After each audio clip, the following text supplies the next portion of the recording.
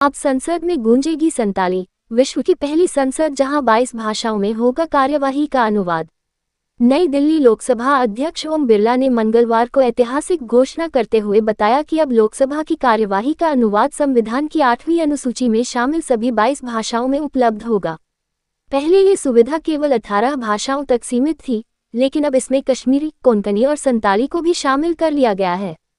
उन्होंने कहा कि हिंदी और अंग्रेजी के अलावा अब तक असमिया, बांग्ला, बोडो, डोगरी, गुजराती, कन्नड़, मैथिली, मलयालम, मणिपुरी, मराठी, नेपाली, उड़िया, पंजाबी, संस्कृत, सिंधी, तमिल, तेलुगु और उर्दू में अनुवाद मिलता था।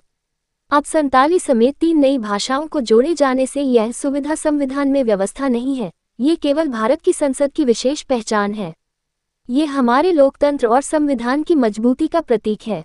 उन्होंने इस दौरान हंगामा कर रहे विपक्षी सांसदों से सहयोग की अपील भी की।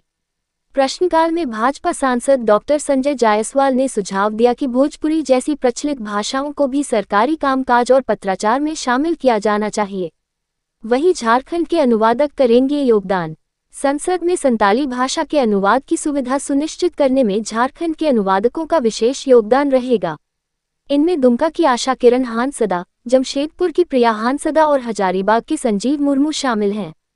संताली संथाल जनजाति की प्रमुख भाषा है। यह असम, झारखंड, ओडिशा, छत्तीसगढ़, बिहार, त्रिपुरा और पश्चिम बंगाल में बोली जाती है।